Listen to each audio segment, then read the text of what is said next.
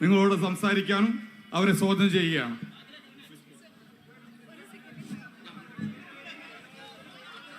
My dearest sisters and brothers, എൻ്റെ പ്രിയപ്പെട്ട സഹോദരി സഹോദരന്മാരെ,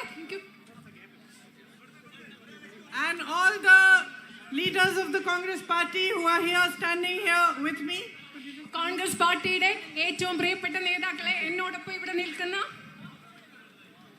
I welcome all of you over here, and I am very grateful to you because you're waiting in so much heat to listen to me and to see me. എന്നെ കാണാനും ഞാൻ പറയുന്നത് കേൾക്കാൻ വേണ്ടി ഇത്രയും ചൂടിൽ നിങ്ങൾ എനിക്ക് കാത്തു നിൽക്കുകയായിരുന്നു. അതുകൊണ്ട് നിങ്ങളോട് എനിക്ക് വളരെയധികം നന്ദിയുണ്ട്. Whenever we start a speech, we say brothers and sisters, but never is it more true than when I am here, because my brother has made you his family and you are my family too. സാധാരണ നമ്മളൊരു സംസാരം തുടങ്ങുമ്പോൾ, പ്രസംഗം തുടങ്ങുമ്പോൾ സഹോദരി സഹോദരന്മാരെ എന്നാണ് പറയുന്നത്. പക്ഷെ ഇവിടെ വന്ന് സഹോദരി സഹോദരന്മാരെ എന്ന് പറയുമ്പോൾ അതിന് വലിയ അർത്ഥമുണ്ട്. കാരണം എൻ്റെ സഹോദരൻ നിങ്ങളെ അദ്ദേഹത്തിന്റെ കുടുംബമാക്കിയിരിക്കുന്നു. അതുകൊണ്ട് നിങ്ങൾ എൻ്റെ കുടുംബമാണ്. So it is election time again. Rahul has been your MP for 5 years. Are you happy with him? ഇത് ഇലക്ഷൻ സമയമാണ്. രാഹുൽ നിങ്ങളുടെ MP ആയിട്ട് 5 വർഷമാണ്. അദ്ദേഹം MP ആയതിൽ നിങ്ങൾ സന്തോഷമില്ലേ? You have a relationship with him. When you have problems, he comes to you. I know that there were floods here. I know at that time he came here. Other problems happen. Somebody has difficulty. He comes to your homes. He understands what the problems are and he tries his best to resolve them. And more importantly, he raises your issues everywhere. Where he is in Parliament, he has raised specifically your issue here of the railways and roads. He is also raised with the CM of Kerala and the CM of Karnataka. അത് മാത്രമല്ല, എനിക്കറിയാം നിങ്ങൾക്ക് എന്തെങ്കിലും പ്രശ്നം ഉണ്ടാകുമ്പോൾ രാഹുൽജി നിങ്ങളുടെ ഒപ്പം വരാറില്ലേ? ഇവിടെ വെള്ളപ്പൊക്കം ഉണ്ടായപ്പോൾ അദ്ദേഹം വന്നു. വീടുകളിൽ ആർക്കെങ്കിലും പ്രശ്നം ഉണ്ടെങ്കിൽ അദ്ദേഹം ഇവിടെ വരും, അവരുടെ വീടുകളിൽ പോകും. അത് മാത്രമല്ല, നിങ്ങളുടെ പ്രശ്നങ്ങൾ അദ്ദേഹം ഇന്ത്യൻ പാർലമെന്റിൽ ഉയർത്തും. അതുപോലെ കേരളത്തിലെ മുഖ്യമന്ത്രി, മറ്റു മുഖ്യമന്ത്രിമാരോടൊക്കെ നിങ്ങളുടെ പ്രശ്നങ്ങൾ പരിഹരിക്കാൻ വേണ്ട കാര്യങ്ങൾ അദ്ദേഹം സംസാരിക്കും. You know, of all the funds that member of parliament get for their constituency in Kerala, the expenditure of the MP LAD fund has been one of the most here in Wayanad. എംപിമാർക്ക് അവരുടെ പ്രാദേശിക ഏരിയയുടെ വികസനത്തിന് വേണ്ടി fund ലഭിക്കും. കേരളത്തിൽ ആ ഫണ്ടിൽ ഏറ്റവും കൂടുതൽ അധികം ചെലവഴിച്ച ഒരു നിയോജക മണ്ഡലമാണ് Wayanad. A number of houses have also been given to needy people, especially needy and widowed women. വയനാട്ടിൽ ഒരുപാട് വീടുകൾ രാഹുൽ ഗാന്ധി അദ്ദേഹം ഇവിടെ ഒരുപാട് വീടുകൾ ആളുകൾക്ക് വേണ്ടി, പ്രത്യേകിച്ചും വിധവകളായ സ്ത്രീകൾക്ക് വേണ്ടി വീടുകൾ നിർമ്മിച്ചു നൽകിയിട്ടുണ്ട്. With these funds he started 131 projects, drinking water projects for tribal colonies, dialysis machines, ambulances, school buses and libraries. ആദിവാസി കോളനികൾക്ക് കുടിവെള്ള പദ്ധതി, ഡയാലിസിസ് മെഷീനുകൾ, സ്കൂൾ ബസ്സുകൾ, ആംബുലൻസുകൾ തുടങ്ങിയ ഉൾപ്പെടെ ഏകദേശം 131 പദ്ധതികൾ വയനാട് നിയോജക മണ്ഡലത്തിൽ അദ്ദേഹം ആരംഭിച്ചിട്ടുണ്ട്. When the night traffic ban issue was there, he came here, he stood side by side with you and he fought for your rights. അതുപോലെ ഇവിടെ രാത്രി യാത്രാ നിരോധനം വന്നപ്പോൾ, നിങ്ങൾക്ക് പ്രശ്നമുണ്ടായപ്പോൾ നിങ്ങളുടെ ഒപ്പം വന്ന് നിന്ന് നിങ്ങളുടെ അവകാശങ്ങൾക്ക് വേണ്ടി അദ്ദേഹം പോരാടിയില്ലേ? When the demarcation of the buffer zone was taking place, he forced the government to safeguard your livelihood. നിങ്ങളുടെ ഇവിടെ ബഫർ സോണിന്റെ അതിർത്തി നിർണ്ണയിക്കുന്ന സമയം വരുമ്പോൾ നിങ്ങളുടെ വരുമാന മാർഗ്ഗം സംരക്ഷിക്കുന്നതിന് വേണ്ടി ഗവൺമെന്റിനോട് നിങ്ങൾക്ക് വേണ്ടി അദ്ദേഹം പോരാടി നിന്നു. And the Nanjangud Nilambur railway line issue he has raised both the CMs of Kerala and Karnataka, and he's also raised it in parliament. നിങ്ങൾക്ക് പ്രധാനപ്പെട്ട നഞ്ചങ്കോട് നിലമ്പൂർ റെയിൽവേ പ്രശ്നം അദ്ദേഹം ഇന്ത്യൻ പാർലമെന്റിലും അതുപോലെ തന്നെ കേരളത്തിലെയും കർണാടകത്തിലെ മുഖ്യമന്ത്രിമാരോടും അദ്ദേഹം ഈ പ്രശ്നത്തെക്കുറിച്ച് സംസാരിച്ചിട്ടുണ്ട്. You know, I work in UP. നിങ്ങൾക്കറിയാം, and many times I have been to the Prime Minister Mr. Narendra Modi's constituency. Can any of you tell me how many times he must have visited the home of anyone in a village in his constituency? Anybody can tell me. Make a guess. 5 times, 10 times. Not a single time. Not a single time. മാം നിങ്ങൾക്കറിയാമോ, ഉത്തർപ്രദേശിലാണ് ഞാൻ ജോലി ചെയ്യുന്നത്. ഉത്തർപ്രദേശിലാണ് നരേന്ദ്രമോദിയുടെ parliament നിയോജക മണ്ഡലം. ഇവിടെയുള്ള നിങ്ങൾക്ക് ആർക്കെങ്കിലും ഒന്ന് സംശയിച്ചെങ്കിലും ഒരു ഗസ് എങ്കിലും പറയാൻ പറ്റുമോ അദ്ദേഹം എത്ര പ്രാവശ്യം അവിടുത്തെ സാധാരണക്കാരായ മനുഷ്യരുടെ വീടുകളിൽ പോയിട്ടുണ്ടെന്ന്? ഇല്ല, ഒരു തവണ പോലും അദ്ദേഹം പോയിട്ടില്ല. People suffer from all these problems. Prices are rising, unemployment is rising. People have great difficulty in their daily life. Whenever anything happens in Varanasi, they do not see their MP's face. നിങ്ങൾക്കറിയാമോ, വാരണാസിയിലെ ജനങ്ങൾ പലവിധ പ്രശ്നങ്ങൾ കൊണ്ട് പൊറുതിമുട്ടുകയാണ്. അവിടെ വിലക്കയറ്റം കൂടുതലാണ്, അതുപോലെ തൊഴിലില്ലായ്മയില്ല. ഇങ്ങനത്തെ ഏതെങ്കിലും ഒരു പ്രശ്നം പരിഹരിക്കുമ്പോൾ അവരുടെ MP ആയ പ്രധാനമന്ത്രിയെ അവർക്കൊപ്പം ഈ ജനങ്ങൾക്കും കാണാൻ പറ്റില്ല, നമുക്കും കാണാൻ പറ്റില്ല. He only comes on huge big stages to give speeches and sometimes to inaugurate certain projects, but he never comes to their homes. He never asks them what their problems are. If somebody is crying or somebody is suffering, he never holds their hand, never shares with them what their issues are and how he can help to resolve them. അദ്ദേഹം പോകുന്നത് വലിയ വലിയ സ്റ്റേജുകളിൽ, വലിയ വലിയ റാലികളിൽ, വലിയ വലിയ പദ്ധതികൾ ഇനോഗ്രേറ്റ് ചെയ്യാൻ, ഉദ്ഘാടനം ചെയ്യാൻ അദ്ദേഹം പോകും. പക്ഷേ സാധാരണക്കാരായ ആളുകളുടെ വീട്ടിൽ ചെന്ന് അവരുടെ പ്രശ്നം എന്താണ്, അവരുടെ ബുദ്ധിമുട്ട് എന്താണ് എന്ന് ചോദിക്കാൻ പ്രധാനമന്ത്രി നരേന്ദ്രമോദി ഒരിക്കലും പോകുന്നത് ഞാൻ കണ്ടിട്ടില്ല. So this relationship you have with my brother Rahul is a very important relationship, and it's a very deep relationship that is an example for the whole country. അതുകൊണ്ട് നിങ്ങൾക്ക്, വയനാട്ടിലെ ജനങ്ങൾക്ക് എൻ്റെ സഹോദരൻ രാഹുലുമായിട്ടുള്ള ബന്ധം എന്ന് പറയുന്നത് വളരെ ആഴത്തിലുള്ള ഒരു ബന്ധമാണ്, വളരെ പ്രധാനപ്പെട്ട ഒരു ബന്ധമാണ്. ഈ രാജ്യത്തിന് മുഴുവൻ മാതൃകയാണ് നിങ്ങൾക്ക്, വയനാട്ടിലെ ജനങ്ങൾക്ക് എൻ്റെ സഹോദരൻ രാഹുലുമായുള്ള ബന്ധം. It is in a relationship which embodies the ideology of the Congress party. നിങ്ങളും എൻ്റെ സഹോദരൻ ശ്രീ രാഹുലുമായിട്ടുള്ള ബന്ധം എന്ന് പറയുന്നത് ഇന്ത്യൻ നാഷണൽ കോൺഗ്രസിന്റെ ആശയധാരയെ, പ്രത്യയശാസ്ത്രത്തെ പ്രതിനിധാനം ചെയ്യുന്ന ബന്ധമാണ്.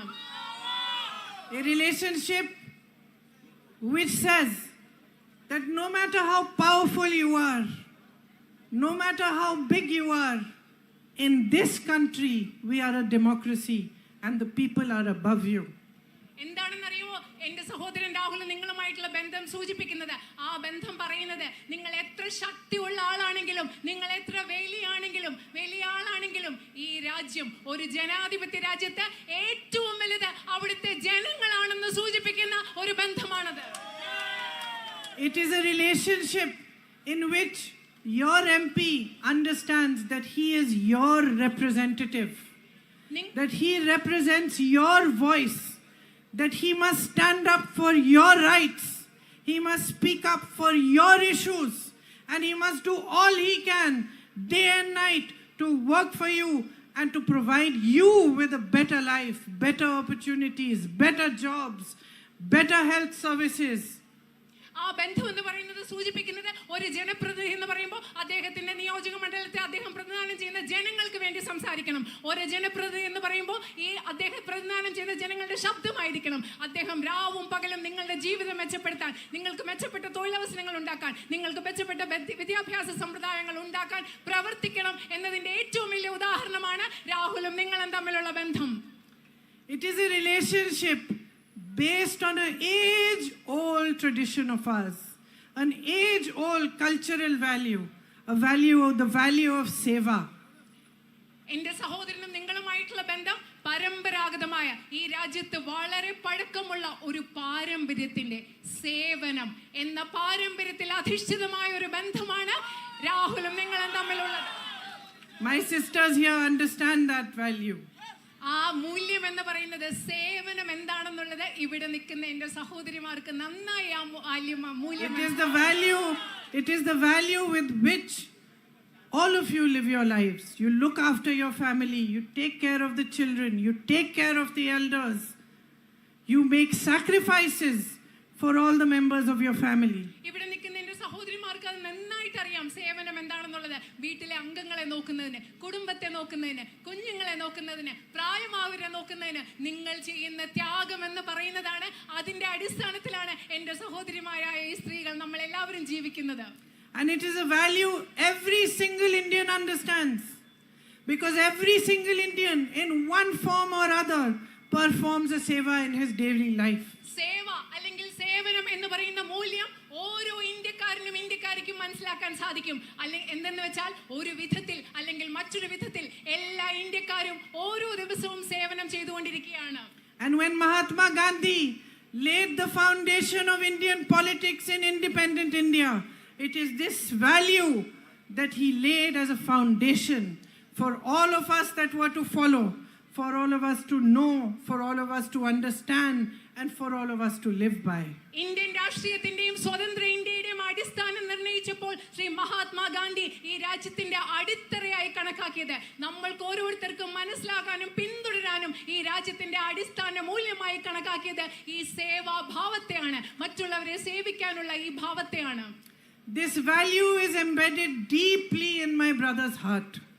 ഈ വാല്യൂ, ഈ മൂല്യം, മറ്റുള്ളവരെ സേവിക്കുക എന്നുള്ള മൂല്യം എന്റെ സഹോദരന്റെ ഹൃദയത്തിൽ ആഴത്തിൽ പതിഞ്ഞിരിക്കുന്ന ഒന്നാണെന്ന് പറയാൻ ഞാൻ ആഗ്രഹിക്കുന്നു. Do you know of any other politician in this country, any other leader in this country who has been vilified, abused, who has been lied about in the way that it has been done with my brother? എന്റെ സഹോദരനോട് ചെയ്ത പോലെ ഈ രാജ്യത്ത് ഇത്രയും അധികം അധിക്ഷേപിക്കപ്പെട്ട ഒരാളെ കുറിച്ച് എത്ര നുണ പറയാമോ അത്രയും നുണ പറഞ്ഞ, ഇത്രയും അധികം ആക്രമിക്കപ്പെട്ട മറ്റൊരു രാഷ്ട്രീയക്കാരനെ നിങ്ങൾക്ക് ഈ രാജ്യത്ത് കാട്ടാൻ പറ്റുമോ? Do you know any other person, any leader in this country against whom a campaign was carried out by the BJP with all its money and its media and all its force to try to malign him and to show the country all sorts of things about him that were not true?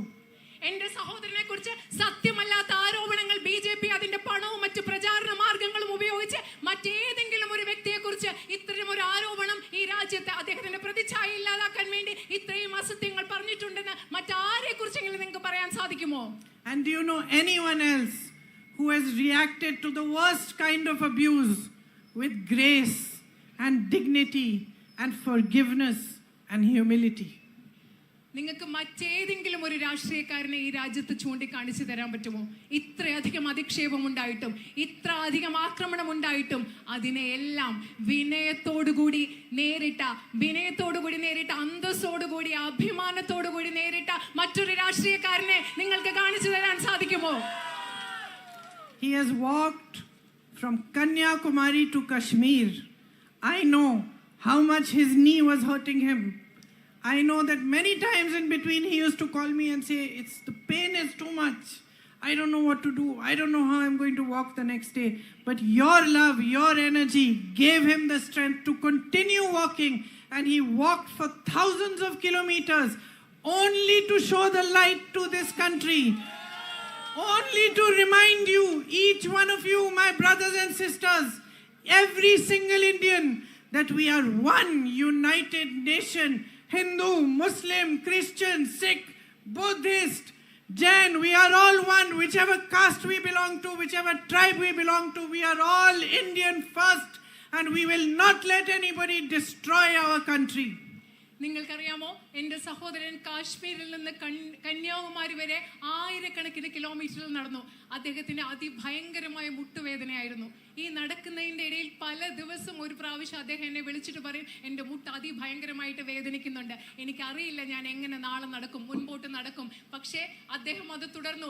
ഞാൻ നിങ്ങളോട് പറയുന്നു, നിങ്ങളുടെ സ്നേഹം, നിങ്ങളുടെ പിന്തുണയാണ് ഈ മുട്ടുവേദനയ്ക്കുള്ളിലും അദ്ദേഹത്തെ ഈ രാജ്യത്ത് മുഴുവൻ നടത്തിയത്. ഈ രാജ്യത്ത് മുഴുവൻ നടന്ന അദ്ദേഹം ജനങ്ങളോട് പറയായിരുന്നു, ഹിന്ദു ആവട്ടെ, ക്രിസ്ത്യാനി ആവട്ടെ, മുസൽമാൻ ആവട്ടെ, ജെയിൻ ആവട്ടെ, ബുദ്ധിസ്റ്റ് ആവട്ടെ, ഏത് മതമാവട്ടെ, ഏത് ജാതി ആകട്ടെ, നമ്മൾ എല്ലാവരും ഒറ്റയ്ക്കാണ്, ഒരുമിച്ച് നിൽക്കും, ഒരേ ഇന്ത്യക്കാരാണ്, നമ്മളെ വിഭജിക്കാനാവില്ല എന്ന് അദ്ദേഹം ഈ രാജ്യത്തോട് പറയുകയായിരുന്നു. He drove from Guwahati to Mumbai, another 4,000 kilometers, only to listen to your problems. Whoever came up to him, he sat, he listened to them, he understood what is it that is the greatest problem, the biggest issues that you are facing. How do you manage your lives? How do you get up in the morning, work all day, earn, provide to your family? How do you educate your children? What difficulties lie before you? How do you find jobs? How do you manage to keep your family strong and together and to move on? അത് മാത്രമല്ല, അതിനുശേഷം വീണ്ടും 4000 കിലോമീറ്ററുകൾ അദ്ദേഹം ഗുവാഹട്ടി മുതൽ ഗുജറാത്ത് വരെ സഞ്ചരിച്ചു. എന്തിനാണ് അദ്ദേഹം ആ യാത്ര നടത്തിയെന്നറിയോ? നിങ്ങളുടെ പ്രശ്നങ്ങൾ കേൾക്കാൻ, നിങ്ങളുടെ ജീവിതത്തിലെ പ്രശ്നങ്ങൾ എന്താണെന്ന് അറിയാൻ, നിങ്ങൾ എങ്ങനെ ജീവിക്കുന്നു എന്നറിയാൻ, നിങ്ങൾ എങ്ങനെ തൊഴിൽ ചെയ്യുന്നു എന്നറിയാൻ, നിങ്ങൾ നിങ്ങളുടെ കുട്ടികളെ എങ്ങനെ വളർത്തുന്നു എന്നറിയാൻ, ഓരോ ദിവസവും എഴുന്നേറ്റ് നിങ്ങൾ എന്തൊക്കെ പ്രശ്നങ്ങളാണ് നേരിടുന്നത് എന്ന് കേൾക്കാനാണ് അദ്ദേഹം വീണ്ടും 4000 കിലോമീറ്ററുകൾ ഈ രാജ്യത്ത് സഞ്ചരിച്ചത്. He fights for you every day. ഓരോ ദിവസവും അദ്ദേഹം നിങ്ങൾക്ക് വേണ്ടി ഇവിടെ പ്രവർത്തിച്ചുകൊണ്ടാണ്, നിങ്ങൾക്ക് വേണ്ടി പോരാടിക്കൊണ്ടിരിക്കുകയാണ്. He speaks up against those who are powerful. He speaks up against their lies. He places the truth in front of them fearlessly, and he does all of this for you.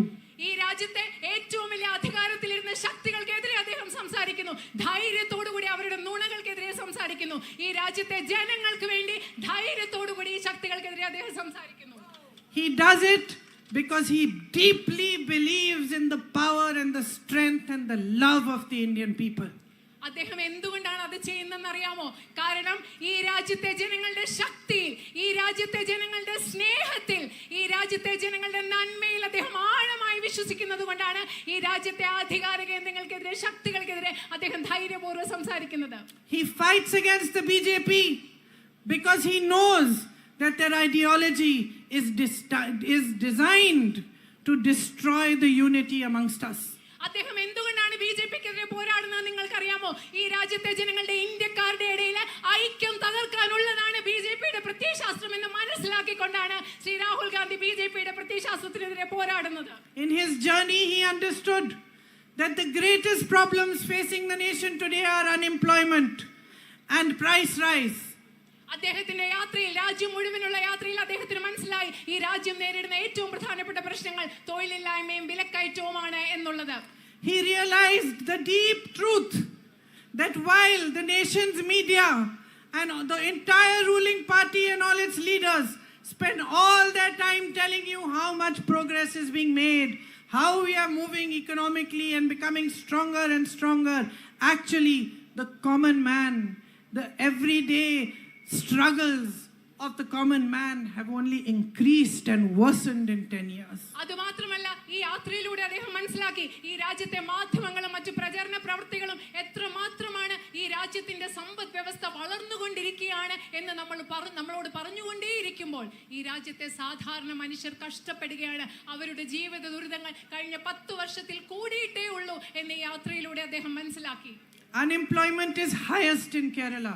1 out of 3 young men and women are unemployed in Kerala. Yet you are the most educated state, and this is the condition. നിങ്ങൾക്കറിയാമോ, കേരളം ഏറ്റവും വിദ്യാസമ്പന്നമായ സംസ്ഥാനമാണ്. പക്ഷേ കേരളത്തിൽ തൊഴിലില്ലായ്മ നിരക്ക് ഏറ്റവും അധികം കൂടുതലാണ്. ഇവിടുത്തെ സാഹചര്യം എന്ന് പറയുന്നത്, ഇവിടുത്തെ യുവജനങ്ങൾ 3 പേരെടുത്താൽ അതിൽ ഒരാൾക്ക് തൊഴിലില്ലാത്ത അവസ്ഥയാണ് കേരളത്തിലുള്ളത്. My brother has understood deeply that what is being done with the nation of India and with the people of India is that you are being distracted.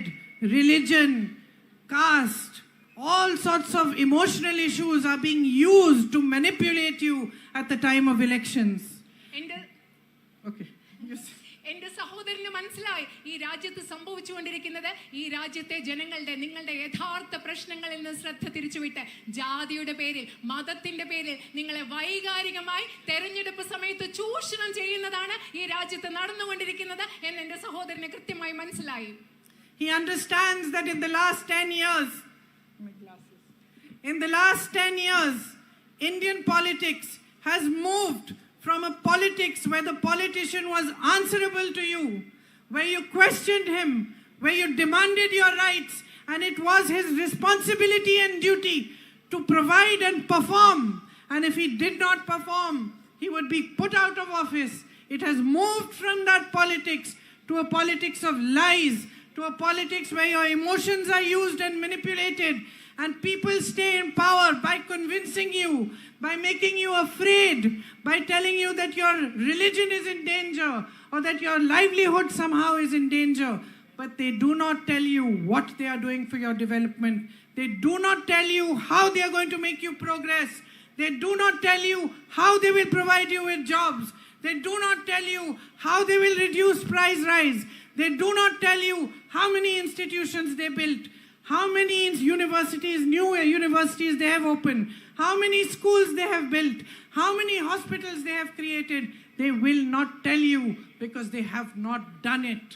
നിങ്ങൾക്കറിയാമോ, എന്റെ സഹോദരൻ ഇത് മനസ്സിലായി. കഴിഞ്ഞ 10 വർഷങ്ങൾക്കുള്ളിൽ ഇന്ത്യയിലെ രാഷ്ട്രീയത്തിൽ വലിയ മാറ്റം സംഭവിച്ചിരിക്കുന്നു. 10 വർഷങ്ങൾക്ക് മുമ്പ് രാഷ്ട്രീയക്കാർക്ക് നിങ്ങളുടെ മുൻപിൽ വന്ന് നിന്ന് കൃത്യമായി പറയണമായിരുന്നു, ഞങ്ങൾ നിങ്ങൾക്ക് വേണ്ടി എന്താണ് ചെയ്തത്. ജനങ്ങൾ അവരോട് ചോദിക്കും, എന്ത് ചെയ്തു, നിങ്ങൾ എന്ത് പ്രവർത്തിച്ചു. അതിന് കൃത്യമായി ജനങ്ങളോട് ഉത്തരം പറയേണ്ട ഒരു ഉത്തരവാദിത്തം രാഷ്ട്രീയക്കാർക്കുണ്ടായിരുന്നു. ഇന്ന് 10 വർഷങ്ങൾ കഴിയുമ്പോൾ ഇന്ന് ജനങ്ങളെ പേടിപ്പിച്ച്, ജാതി പറഞ്ഞ്, മതം പറഞ്ഞ്, അവരെ വൈകാരികമായി ചൂഷണം ചെയ്ത്, നിങ്ങളുടെ മതം അപകടത്തിലാണെന്ന് പറഞ്ഞാണ് ഇന്ന് അവർ അധികാരത്തിൽ നിൽക്കുന്നത്. ഈ രാജ്യത്ത് തൊഴിലില്ലായ്മയ്ക്കെതിരെ എന്ത് ചെയ്തു, ഇവിടെ രാജ്യത്ത് ആശുപത്രികൾ ഉണ്ടാക്കാൻ എന്ത് ചെയ്തു, ഇവിടെ സർവകലാശാലകൾ സ്ഥാപിക്കാൻ എന്ത് ചെയ്തു, വിലക്കയറ്റത്തിനെതിരെ എന്ത് ചെയ്തു. ഇതൊന്നും പറയാതെ ജനങ്ങളെ പഠിപ്പിച്ച്, ജനങ്ങളെ പേടിപ്പിച്ച് അധികാരത്തിൽ നിൽക്കുന്ന ഒരു രാഷ്ട്രീയത്തിലേക്ക് ഇന്ത്യൻ രാഷ്ട്രീയം 10 വർഷം കൊണ്ട് മാറി എന്ന് എന്റെ സഹോദരൻ കൃത്യമായി തിരിച്ചറിഞ്ഞിട്ടുണ്ട്. They have not focused on these things. In the 10 years that they have been in government, all they have done is weaken democracy, weaken democratic institutions, changed syllabus, talked about all sorts of things that have made you, your emotions, used your emotions, exploited your emotions, but they have not focused on development.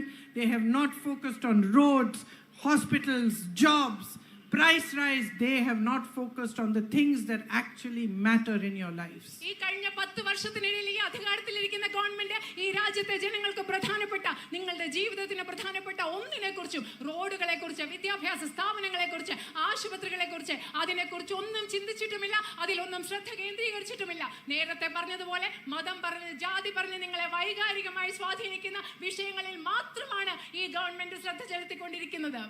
So we are 10 years down this road now. We are standing at a crossroad. There is another election before us. What do you feel is your duty towards your country? What is your role, your responsibility as citizens of India, and especially as citizens of Wayanad? Where do you stand in the politics of today? അത് മാത്രമല്ല, ഈ 10 വർഷങ്ങൾ കഴിഞ്ഞിരിക്കുമ്പോൾ നമ്മൾ ഒരു വഴി തിരിയുന്ന ഒരു സന്ദർഭത്തിൽ എത്തി നിൽക്കുകയാണ്. ഞാൻ നിങ്ങളോട് ഒന്ന് ചോദിക്കുന്നു, നിങ്ങൾ എന്താണ് കരുതുന്നത്? ഈ രാജ്യത്തോടുള്ള നിങ്ങളുടെ ചുമതല എന്താണ്? ഈ രാജ്യത്തോടുള്ള നിങ്ങളുടെ ഉത്തരവാദിത്തം എന്താണ്? ഈ രാജ്യത്തിലെ വയനാട്ടിലെ ജനങ്ങൾ എന്ന രീതിയിൽ മാത്രമല്ല, ഈ രാജ്യത്തോടുള്ള നിങ്ങളുടെ ഉത്തരവാദിത്തം എന്താണ്? വയനാട്ടിലെ പൊളിറ്റിക്സിനോട്, രാഷ്ട്രീയത്തോടുള്ള നിങ്ങളുടെ ഉത്തരവാദിത്തം എന്താണ് എന്ന് നിങ്ങൾ സ്വയം ചോദിക്കണമെന്ന് ഞാൻ ആഗ്രഹിക്കുന്നു. You are standing here today, ruled for 10 years at the center by Narendra Modi ji's government, which has taken all the country's major resources and handed it to one or two businessmen who are his friends. നിങ്ങൾക്കറിയാമോ, കഴിഞ്ഞ 10 വർഷങ്ങൾ നിങ്ങൾ നരേന്ദ്രമോദിയുടെ ഭരണത്തിന് കീഴിലാണ്. അദ്ദേഹം ചെയ്തത് ഈ രാജ്യത്തിന്റെ സമ്പത്ത് മുഴുവൻ പിടിച്ചെടുത്ത് അദ്ദേഹത്തിന്റെ അതിസമ്പന്നരായ 2-3 വ്യവസായി സുഹൃത്തുക്കൾക്ക് നൽകുക മാത്രമാണ് ചെയ്തിട്ടുള്ളത്. You have watched silently as elected governments in states have been toppled by using money to buy elected representatives completely undemocratically, and the whole nation's media has congratulated the BJP for doing so, has congratulated the Prime Minister, and we have all watched silently. നിങ്ങൾക്കറിയാമോ, ഈ രാജ്യത്ത് ജനാധിപത്യ രീതിയിൽ തെരഞ്ഞെടുക്കപ്പെട്ട ഗവൺമെന്റുകളെ കോടിക്കണക്കിന് രൂപ കോഴയായിട്ട് ജനപ്രതിനിധികൾക്ക് നൽകി പല ഗവൺമെന്റുകളെയും താഴെയിട്ടപ്പോൾ, BJP താഴെയിട്ടപ്പോൾ നമ്മളൊക്കെ നിശബ്ദരായി നോക്കിയിരിക്കുകയായിരുന്നു. അത് മാത്രമല്ല, രാജ്യത്തെ മാധ്യമങ്ങൾ എന്താണ് പറഞ്ഞത്? ഇങ്ങനെ ചെയ്യുന്ന BJP അവർ അനുമോദിക്കുക കൂടി ചെയ്യുകയായിരുന്നു. നമ്മൾ നിശബ്ദരായി നോക്കിയിരിക്കുകയും. The country's farmers have cried, they have protested for months, and the Prime Minister has not even looked at them. They have begged him for help, begged him to change his laws, but he did not respond. Instead, 16 lakh crores of loans were waived for a few businessmen friends of his. ഈ ഈ രാജ്യത്തെ കർഷകർ അവർ നിരത്തുകളിൽ ഇറങ്ങി അവരുടെ ആവശ്യങ്ങൾക്ക് വേണ്ടി പ്രധാനമന്ത്രിക്ക് മുൻപിൽ യാചിച്ചപ്പോൾ, കരഞ്ഞപ്പോൾ, അവരുടെ ആവശ്യങ്ങൾ നിരത്തിയപ്പോൾ പ്രധാനമന്ത്രി അവരെ ശ്രദ്ധിച്ചില്ല, അവരെ കേട്ടില്ല. അതിനു പകരം അദ്ദേഹത്തിന്റെ വ്യവസായ സുഹൃത്തുക്കൾക്ക് വേണ്ടി 16 ലക്ഷം കോടി രൂപയുടെ കടമാണ് അദ്ദേഹം എഴുതി തള്ളിയത്. There was violence in Manipur. Women were paraded naked in front of the whole country. The whole country watched. In Hathras and Unnao, women were raped and burnt. The whole country was watching. The Prime Minister must have seen all of it. Later on, our Olympic medalists said that they were being molested. The Prime Minister watched as they sat on the streets begging him for justice, but there was no justice. നിങ്ങൾക്കറിയാം, മണിപ്പൂരിലെ സ്ത്രീകൾ അധിക്ഷേപിക്കപ്പെട്ടപ്പോൾ, നഗ്നരായി രാജ്യം മുഴുവൻ കാണുന്ന വിധത്തിൽ അവർ parade ചെയ്യപ്പെട്ടപ്പോൾ, ഹത്രസിലും ഉന്നാവിലും പെൺകുട്ടികളെ ബലാത്കാരം ചെയ്ത് കൊന്നു കെട്ടി തൂക്കിയപ്പോൾ, അവരെ കൊന്നപ്പോൾ, അവരെ തീ കത്തിച്ചപ്പോൾ, അതുപോലെ നമ്മുടെ ഗുസ്തി താരങ്ങൾ അതിക്രമിക്കപ്പെട്ട് ലൈംഗിക അതിക്രമം നേരിട്ട് നിരത്തുകളിൽ പ്രതിഷേധിച്ചപ്പോൾ, അവിടെ ഒന്നും പ്രധാനമന്ത്രി, ഈ രാജ്യം മുഴുവൻ ഇത് കണ്ടുകൊണ്ടിരിക്കുമ്പോൾ നമ്മുടെ പ്രധാനമന്ത്രി ഇതൊന്നും കണ്ടതായി പോയി നടിച്ചില്ല. Instead, he turned his back on them. And he protected the people, he protected the molesters, he protected the rapists. അതല്ല, ഇവരോടൊപ്പം നിൽക്കുന്നതിന് പകരം, ഈ ആക്രമിക്കപ്പെട്ട സ്ത്രീകൾക്കും പെൺകുട്ടികൾക്കും ഒപ്പം നിൽക്കുന്നതിന് പകരം അദ്ദേഹം അവരെ ആക്രമിച്ചവരെ, അവരെ പീഡിപ്പിച്ചവരെ സംരക്ഷിക്കുകയായിരുന്നു, അവരോടൊപ്പം നിൽക്കുകയായിരുന്നു ഈ രാജ്യത്തിന്റെ പ്രധാനമന്ത്രി ചെയ്തത്. So we watch every day as new laws are made for the purpose of benefiting the Prime Minister's friends. We see electoral bonds in which whoever gave money to political parties, the Prime Minister and his government made a rule that their names will be secret. When the Supreme Court ordered that that list should be made public, the truth about him, the corruption of his government, the institutionalized loot and coercion of his government came before our eyes. നിങ്ങൾക്കറിയാമോ, ഈ രാജ്യത്തെ പ്രധാനമന്ത്രി അദ്ദേഹത്തിന്റെ സുഹൃത്തുക്കളെ സംരക്ഷിക്കുന്നതിന് വേണ്ടി അനുദിനം പുതിയ പദ്ധതികളും നിയമങ്ങളായിട്ടും വരികയാണ്. നിങ്ങൾക്കറിയാം, ഇലക്ട്രൽ ബോണ്ട് പദ്ധതി, രാഷ്ട്രീയ പാർട്ടികൾക്ക് സംഭാവന നൽകുന്നവരുടെ പേര് വിവരങ്ങൾ പരസ്യമാകാതെ വെക്കാനുള്ള പദ്ധതിയാണ്. സുപ്രീം കോടതിയിൽ ഇതിനെതിരെ കേസ് വന്നപ്പോൾ രാഷ്ട്രീയ പാർട്ടികൾക്ക് സംഭാവന നൽകുന്നവരുടെ പേര് വിവരങ്ങൾ വെളിപ്പെടുത്തണമെന്ന് സുപ്രീം കോടതി ആവശ്യപ്പെട്ടപ്പോൾ നമുക്ക് കൃത്യമായി മനസ്സിലായി ഈ പദ്ധതിയുടെ പേരിൽ എത്രമാത്രം അഴിമതിയും പക്ഷപാതവും കൊള്ളയടിയുമാണ് ഈ രാജ്യത്ത് നടന്നതെന്ന്. So in the last 10 years, we have seen one man tell the whole nation how powerful he is. All his leaders, all his ministers, all his members of parliament echoing his voice, telling us that other countries' prime ministers and presidents rely on him because he is one of the most powerful men in the world. And yet, this most powerful leader in the world is unable to do anything to better the lives of the common man in his own country. നിങ്ങൾക്കറിയാമോ, കഴിഞ്ഞ 10 വർഷങ്ങളായി നിങ്ങൾ കേട്ടുകൊണ്ടിരിക്കുകയാണ് ഈ രാജ്യത്തെ പ്രധാനമന്ത്രി പറയുന്നത്, ഏറ്റവും ശക്തനായ പ്രധാനമന്ത്രിയാണ് ഞാൻ, ഈ രാജ്യത്തെ ഏറ്റവും ശക്തനായ മനുഷ്യനാണ് ഞാൻ. അതുപോലെ അദ്ദേഹത്തിന്റെ സഹപ്രവർത്തകരും ബിജെപിയുടെ ആളുകളും പറയും, മറ്റു രാജ്യങ്ങളിലെ പ്രധാനമന്ത്രിമാരെക്കാളും ലോക തലവന്മാരെക്കാളും ഏറ്റവും ശക്തനായ പ്രധാനമന്ത്രിയാണ് അവരും ആശ്രയിക്കുന്നത്. പക്ഷേ ഇവരെല്ലാവരും ഇത്രയും ശക്തിയുണ്ടെന്ന് പറയുന്ന ഈ പ്രധാനമന്ത്രിക്ക് ഈ ഇന്ത്യയിലെ ജനങ്ങളുടെ ജീവിതം മെച്ചപ്പെടുത്തുന്നതിന് വേണ്ടി ഒരു കാര്യം പോലും ഈ കഴിഞ്ഞ 10 വർഷത്തിനുള്ളിൽ ചെയ്യാൻ സാധിച്ചിട്ടില്ല. They have done everything wrong, everything undemocratic, everything immoral right before the eyes of this nation. They have been encouraged, they have been helped, and they have been propagated by the media of this country, which is owned by their friends, and we have all watched silently. നിങ്ങൾക്കറിയാം, അവർ ചെയ്തിട്ടുള്ളത് ഒരു കാര്യവും ശരിയല്ല. ജനാധിപത്യ വിരുദ്ധമായ കാര്യങ്ങൾ, അധാർമികമായ കാര്യങ്ങൾ, തെറ്റായ കാര്യങ്ങളാണ് അവർ ചെയ്തുകൊണ്ടിരിക്കുന്നത്. പക്ഷേ ഈ രാജ്യത്തെ മാധ്യമങ്ങൾ അവർ ചെയ്യുന്നത് ശരിയാണെന്നുള്ള രീതിയിൽ പ്രചരണം നടത്തുകയാണ്. ഈ രാജ്യത്തിന്റെ മുൻപിൽ നിന്ന് ഈ രാജ്യത്തെ മുഴുവൻ മനുഷ്യരും കണ്ടിട്ടുണ്ട്. നമ്മുടെ കൺമുൻപിൽ നിന്നാണ് അവർ ഈ കാര്യങ്ങൾ ചെയ്തത്. Those journalists, activists and political leaders who have raised their voices against them, who have exposed their truth, who have fought for what is right, have been oppressed, harassed, jailed. Cases have been put against them. They have been raided. Chief ministers have been put in jail. Political parties' accounts have been shut down. ഇവരെ എതിർക്കുന്ന ഈ ഗവൺമെന്റിന്റെ അധികാരത്തിൽ ഇരിക്കുന്ന ജേർണലിസ്റ്റുകളെ, മാധ്യമ പ്രവർത്തകരെ, ആക്ടിവിസ്റ്റുകളെ, രാഷ്ട്രീയ പാർട്ടികളുടെ നേതാക്കളെ അവർ വേട്ടയാടുകയാണ്, ആക്രമിക്കുകയാണ്, ജയിലിലിടുകയാണ്. അതുപോലെ തന്നെ രാഷ്ട്രീയ പാർട്ടികളുടെ അക്കൗണ്ടുകൾ അവർ മരവിപ്പിക്കുകയാണ്. So my brothers and sisters, where do we stand, you and I, in this fight? എൻ്റെ പ്രിയപ്പെട്ട സഹോദരി സഹോദരന്മാരെ, ഞാൻ നിങ്ങളോട് ചോദിക്കുകയാണ്, ഈ യുദ്ധത്തിൽ നിങ്ങളും ഞാനും എവിടെയാണ് നിൽക്കുന്നത്? You, the people of Wayanad, whose elected representative is the one who raises his voice fearlessly against these people, who fights for what is right every single day of his life. He fights whether he's thrown out of parliament. He fights whether he's thrown out of his house. He fights whether he is abused. He fights whether they attack him. He continues to fight for you, for what is democratic, for equality, for unity, and for the foundations on which this country was built. ഞാൻ നിങ്ങളോട് ഒരു കാര്യം ചോദിക്കുകയാണ്, ഈ യുദ്ധത്തിൽ നിങ്ങൾ ആർക്കൊപ്പമാണ് നിൽക്കുന്നത്? നിങ്ങൾ നിങ്ങളുടെ ജനപ്രതിനിധിയായി തെരഞ്ഞെടുത്ത വ്യക്തി എന്ന് പറയുന്നത് ഞാൻ മുമ്പേ പറഞ്ഞ ഈ ശക്തികൾക്കെതിരെ ഏറ്റവും അധികം ധൈര്യത്തോടുകൂടി ഈ രാജ്യത്ത് പോരാടുന്ന വ്യക്തിയാണ്. അദ്ദേഹം നിങ്ങൾക്ക് വേണ്ടി ഓരോ ദിവസം പ്രവർത്തിച്ചു കൊണ്ടിരിക്കുന്നു. ഈ രാജ്യത്തിന്റെ ഐക്യത്തിന് വേണ്ടി, അഖണ്ഡതയ്ക്ക് വേണ്ടി, ഈ രാജ്യത്തെ ജനാധിപത്യത്തിന് വേണ്ടി, ഈ രാജ്യം മഹത്തരമായി കാണുന്ന എല്ലാ മൂല്യങ്ങളും സംരക്ഷിക്കുന്നതിന് വേണ്ടി അനുദിനം പോരാടിക്കൊണ്ടിരിക്കുന്ന ആളാണ് നിങ്ങൾ തെരഞ്ഞെടുത്ത നിങ്ങളുടെ ജനപ്രതിനിധി. You can see that even the Chief Minister of Kerala only attacks Rahul Gandhi. He doesn't attack the BJP.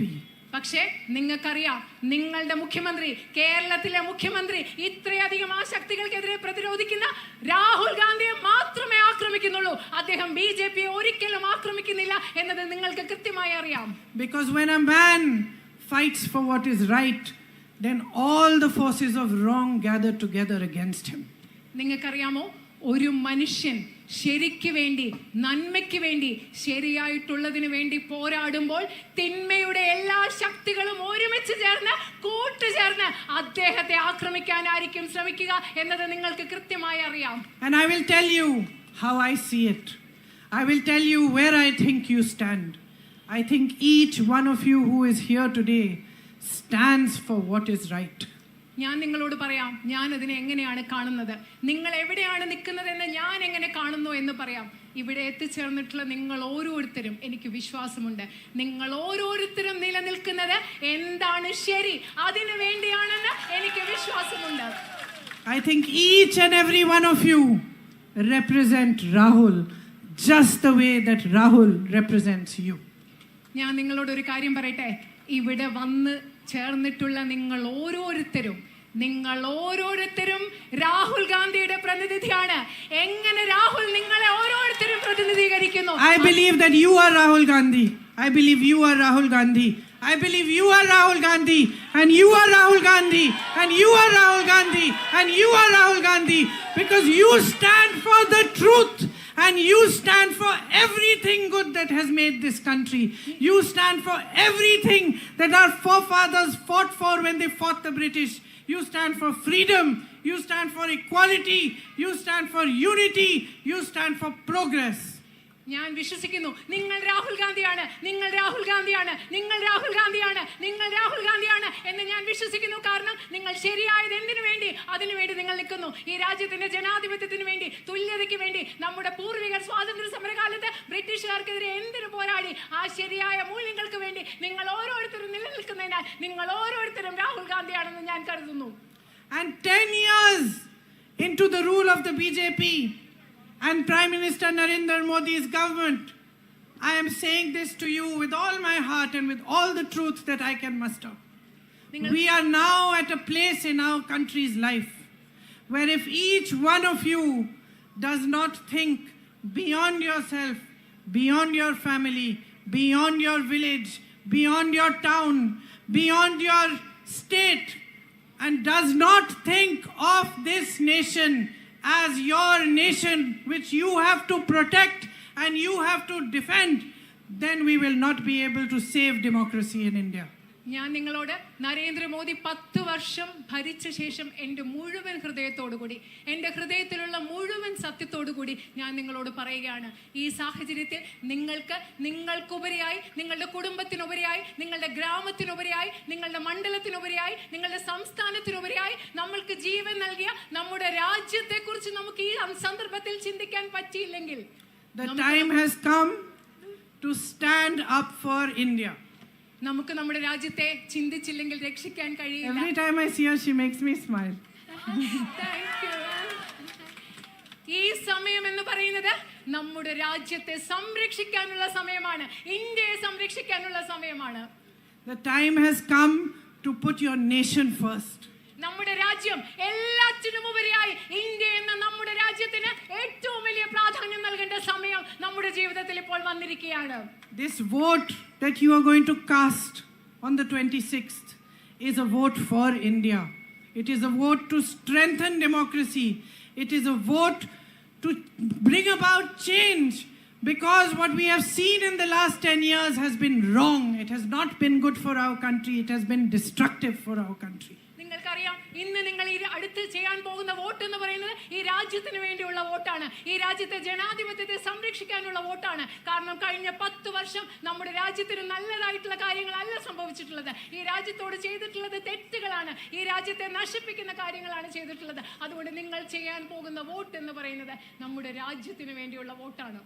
Your vote will bring politics in this country back on track again. Your vote will make politicians answerable to you. There will be no one who thinks he is above you. There will be no one who can wield his power without question.